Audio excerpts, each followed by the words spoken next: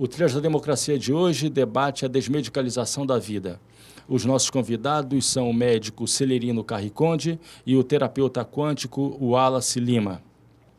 Sejam bem-vindos ao Trilhas da Democracia. Celerino, no que consiste esse paradigma que é hegemônico no mundo hoje da medicalização da vida? É que numa economia de mercado, a doença sempre existe. E o que dá dinheiro, o que é? É todo o aparato montado, desde os exames, o atendimento médico e os medicamentos. Basta ver hoje no mundo o que tem de farmácia, no Brasil, por exemplo, né? E o que tem de remédio mais nocebo do que realmente... Nocebo são aqueles medicamentos que não prestam, tá? É o que vem lá da Índia, da China, como a civostatina, o omeprazol, a aspirina, isso já era. Mas isso está provocando... E Rivotril, que agora está voltando de novo, isso está proibido lá fora. Isso é nocebo, não presta. Mas no Brasil, nós estamos colonizados, né?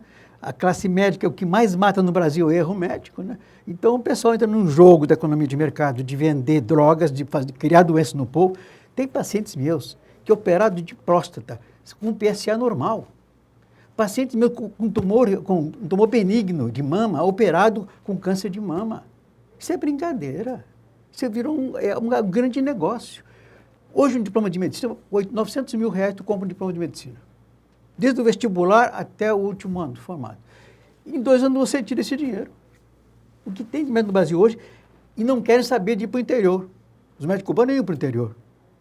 Ficam tudo nas grandes cidades. Tá? Médico de família ganha muito dinheiro, mas não faz nada. Porque no interior ele chega na terça-feira, que ele fica fazendo fim de semana trabalhando aqui, e volta na sexta-feira e vem embora de novo para a cidade. E fica lá ganhando mais de 15 mil reais, muito mais em algumas áreas, e não responde a demanda da população, que é atenção médica, atenção básica de saúde. E, Wallace, aonde entra aí a indústria farmacêutica? Olha, dentro desse paradigma na verdade, da... a indústria farmacêutica ela faz parte de um grande sistema, né? Desde 1910, quando foi lançado o relatório Flex nos Estados Unidos, que desacreditou as medicinas naturais, como a acupuntura, a homeopatia, tudo que não dependia de medicalização química foi desacreditado e chamado de pseudociência. Então, ali teve uma aliança entre a política, né? As universidades e a indústria, né? Então, você cria o currículo médico onde as pessoas não sabem nada sobre saúde, eles aprendem sobre doença e como combater os sintomas, né? E aí você é formado para esse mercado que sustenta a indústria farmacêutica, e ao mesmo tempo você tem a aliança política, que você vê também o governo distribuindo esses medicamentos todos, né? E são medicamentos que eles atuam nos sintomas das doenças e não nas suas causas. Então, as pessoas que entram nesse processo de medicalização, ela não é um caminho sem volta, né? Então, é uma lógica onde nós precisaríamos pensar em mudar drasticamente o currículo médico de todas as áreas de saúde, porque as pessoas não aprendem sobre saúde, na verdade.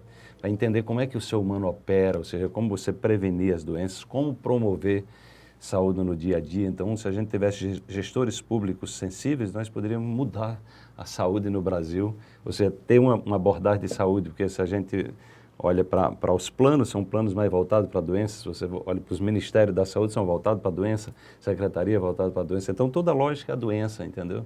Então é um paradigma, digamos assim, totalmente superado e que gera muito sofrimento, né? E que só cresce o número de pessoas doentes, né? No Brasil você tem 80% das mortes não violentas são devido às doenças crônicas. Então, mostra que é um modelo completamente ineficiente e caro, insustentável, né? Então, está na hora, nós já temos conhecimento científico suficiente para dar uma guinada nisso aí e trabalhar de verdade com saúde. E precisaria de gestões políticas, de políticos sensíveis a um novo modelo, de forma que esses currículos fossem alterados dentro de uma perspectiva das pessoas pensarem em ganhar dinheiro de forma honesta, mas promovendo saúde, não a doença, como é que a gente se faz hoje em dia, né?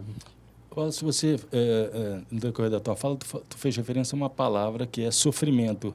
Recentemente eu ouvi uma entrevista do Drauzio Varela, em que ele afirma que a função da medicina é, na verdade, fazer com que os seres humanos tenham menos sofrimento. Você concorda com essa opinião do Drauzio? Ela não enfatiza muito esse aspecto da doença ao invés da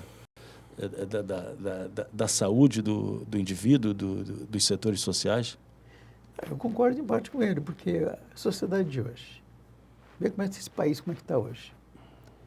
Ontem atendi um casal de homossexuais e começou todo um processo a partir do momento da perseguição, porque não homossexuais. Porque é uma relação do eixo psico, neuro, imunoendocrino. Quando você está cheio de preocupado, sofrendo por aquela situação que está passando na vida dele, o corpo inteiro se mexe, tá? Então, mexe no corpo inteiro, pressão que sobe, imunidade que baixa, açúcar que vai aparecer. Toda doença está ligada com esse estresse que ele passa.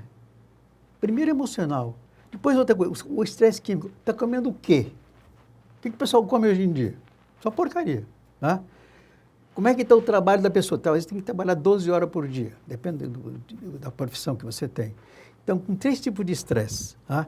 Com toda essa situação da alimentação da pessoa, a preocupação dela que está passando por um momento assim de medo. Sabe que o medo mata, né? O medo cria doenças, né? E nós estamos no Brasil hoje do medo, tá?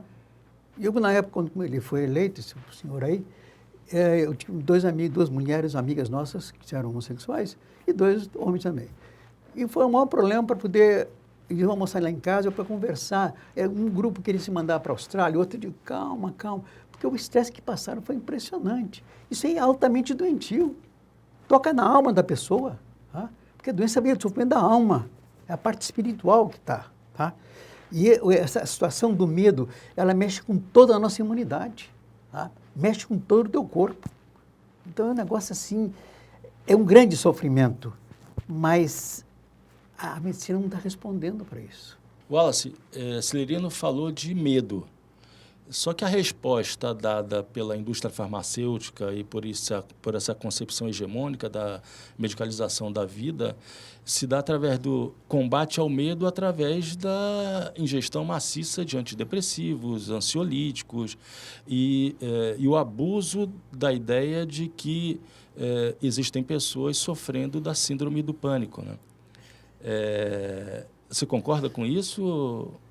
Pois é, todo o modelo ele é pautado no medo, né, na insegurança, na desinformação. Então, as pessoas elas são estimuladas a combater os sintomas, né? Então, quando você não é levado à doença, na sua essência, é uma oportunidade evolutiva, né? Então, quando a gente adoece, o corpo está sinalizando que alguma coisa não vai bem.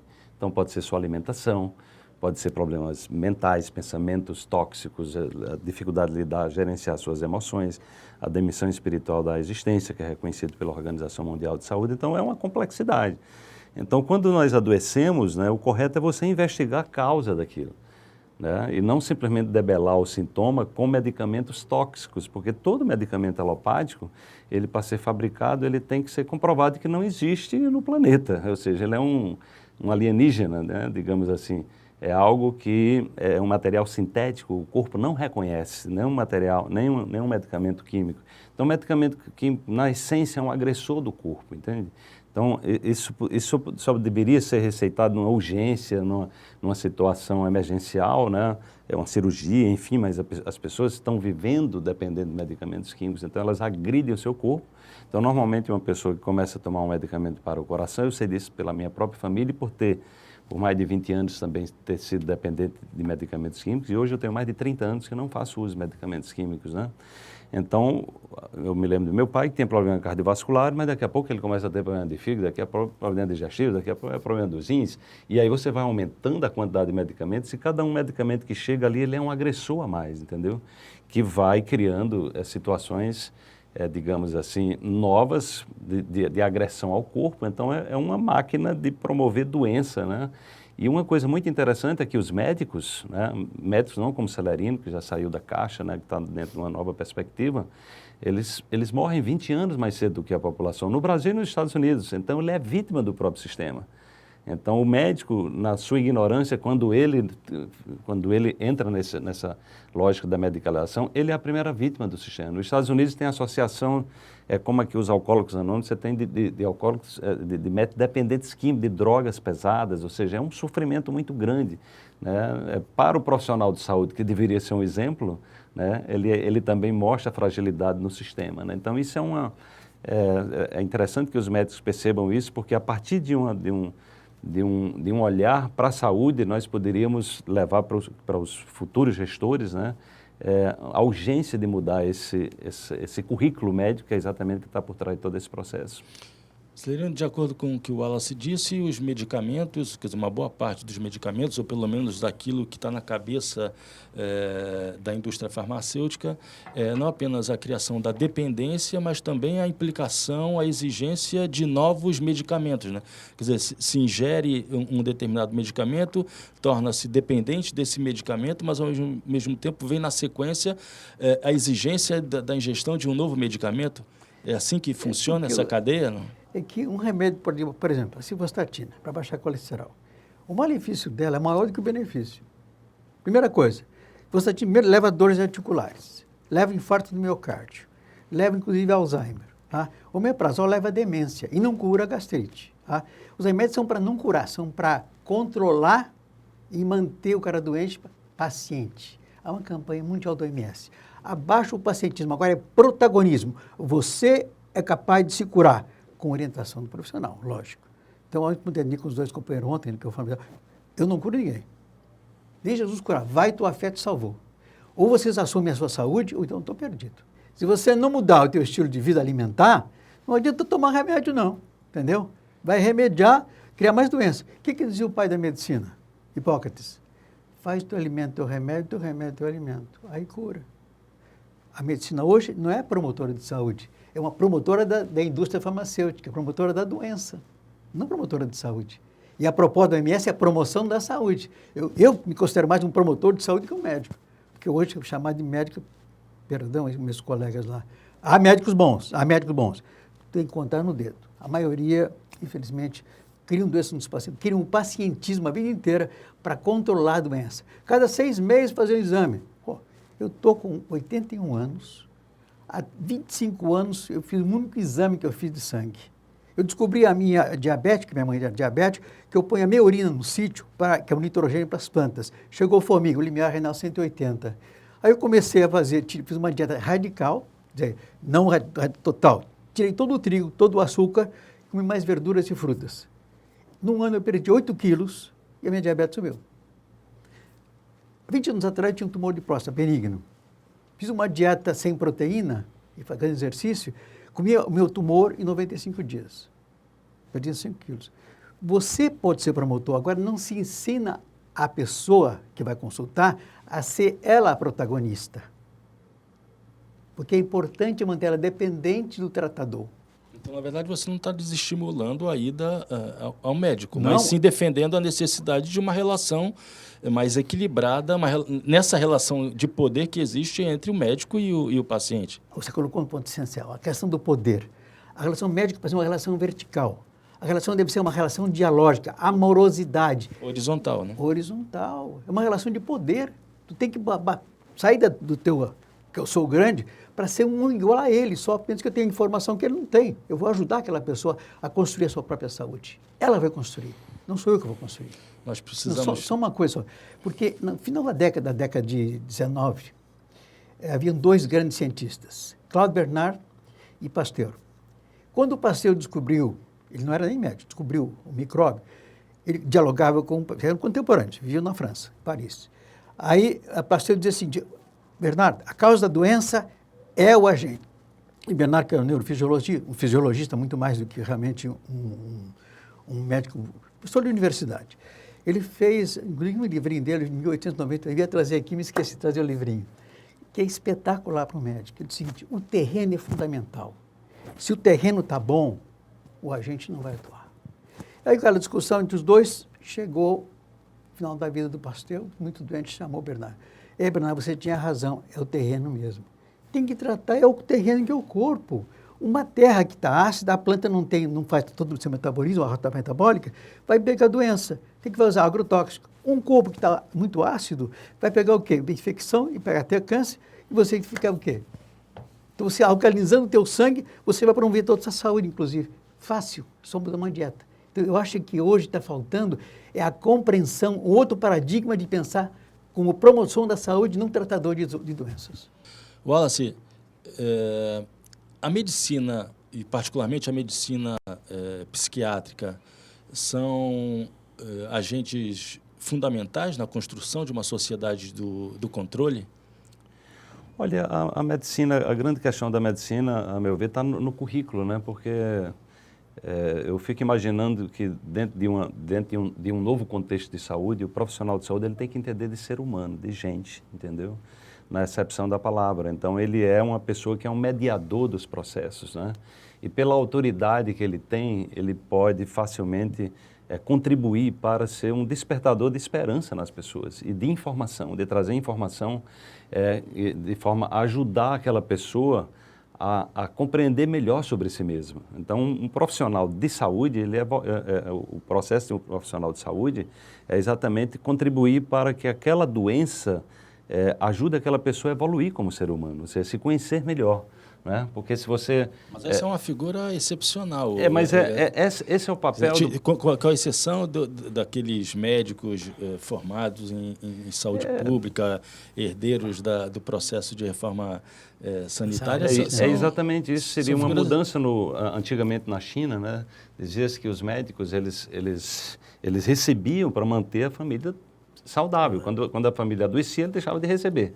Ou seja, é promover saúde. Então, o profissional, a lógica hoje é uma lógica a serviço onde o médico ele foi induzido de maneira muito hábil a ser um vendedor de medicamentos, né? Então, ele é, na verdade, um atravessador da indústria farmacêutica.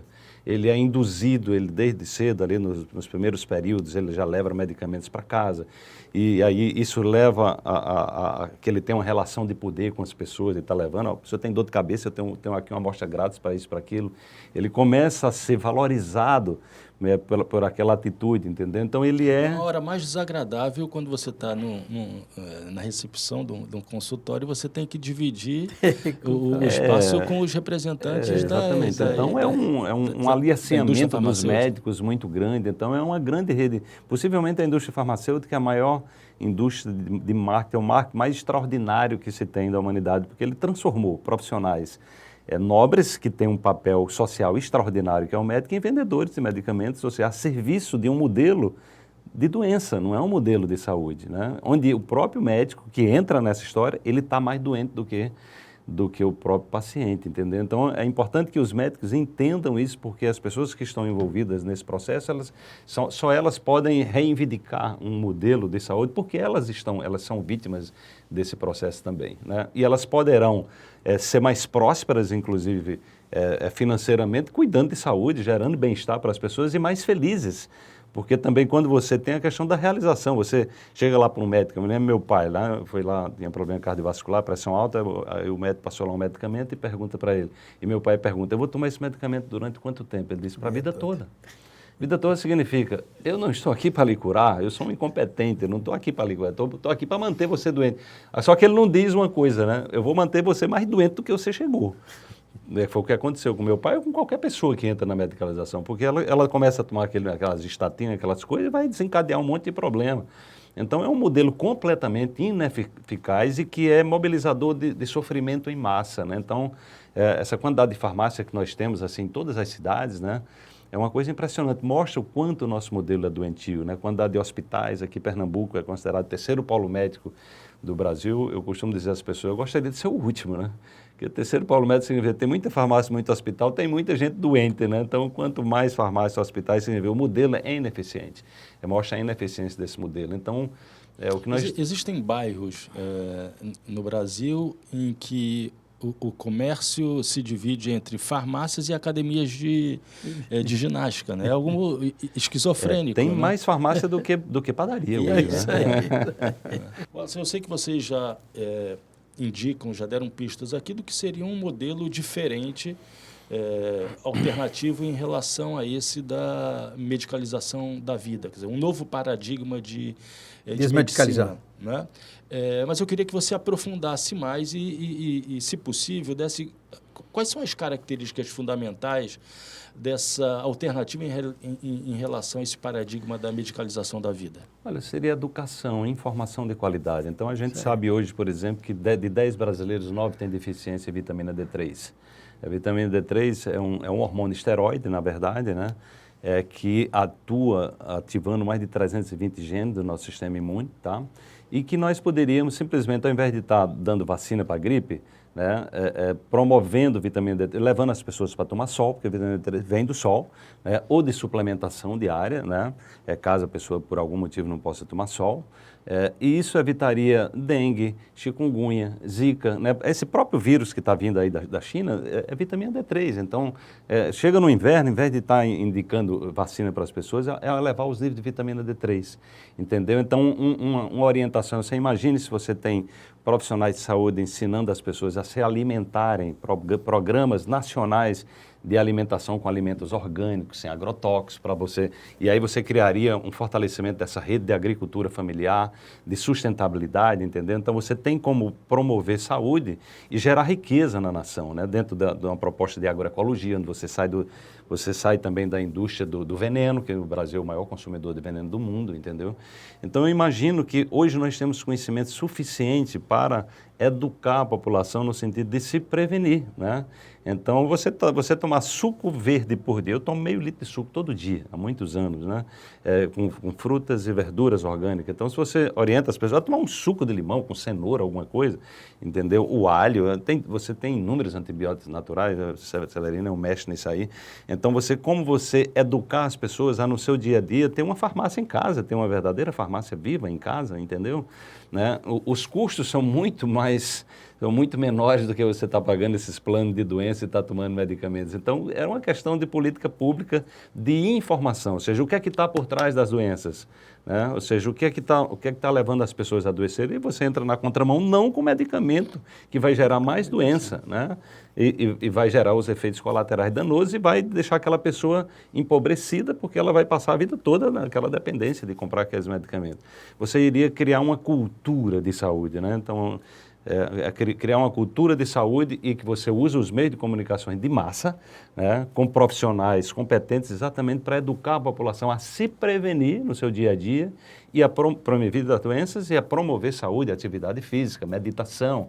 Então, tem inúmeras atividades reconhecidas hoje cientificamente, são muito poderosas na prevenção das doenças e promoção da saúde. Então, a lógica seria gestores públicos que tenham essa consciência, né, que possam alavancar políticas públicas que tornem viável. Isso seria algo assim, de você fazer uma revolução no país, né? Através de alimentação, através de atividades, através de práticas diárias, né? Que nos fortaleceria o nosso sistema imune e promoveria a nossa saúde. Já existem experiências de secretarias de saúde que abrem espaço para esse tipo de ação médica?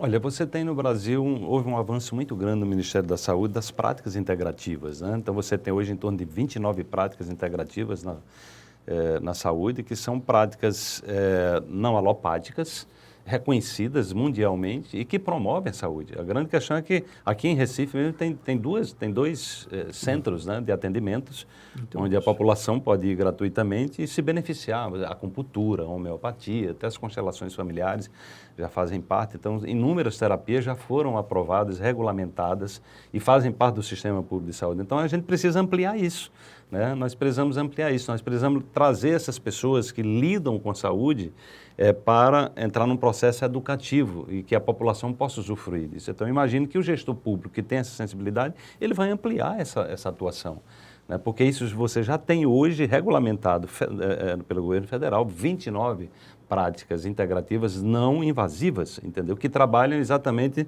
na prevenção. Então, se você pega as medicinas mais antigas da humanidade, medicina ayurvédica, tradicional chinesa, medicina tibetana, são medicinas que tratam o ser humano, entendeu? Olham para o ser humano. Então, o que nós precisamos é trazer esse olhar para as pessoas. Então, se você chega lá num local onde a pessoa te recebe como um ser humano, procurando conhecer você, te orientar e oportunizar aquela doença no sentido de se transformar em autoconhecimento, porque quando a gente começa a identificar o que é que está por trás dos sintomas, nós nos conhecemos melhor e nós passamos a nos cuidar melhor.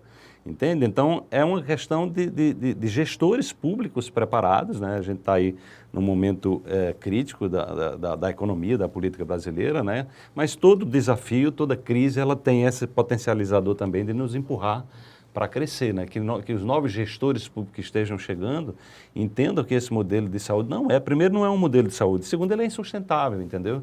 A gente está levando a população a ficar cada vez mais doente. Então, dentro dessa perspectiva que já existe no SUS, né, 29 práticas integrativas, ampliar isso para que a população de saúde, tem muita gente que nem sabe que existe isso, entendeu? Tem alguns estados que estão atuando mais que depende do gestor público que está por trás. Então, a gente precisa de gestores públicos mais sensibilizados, né, que possam dar uma contribuição real para uma nova cultura, uma cultura real de saúde.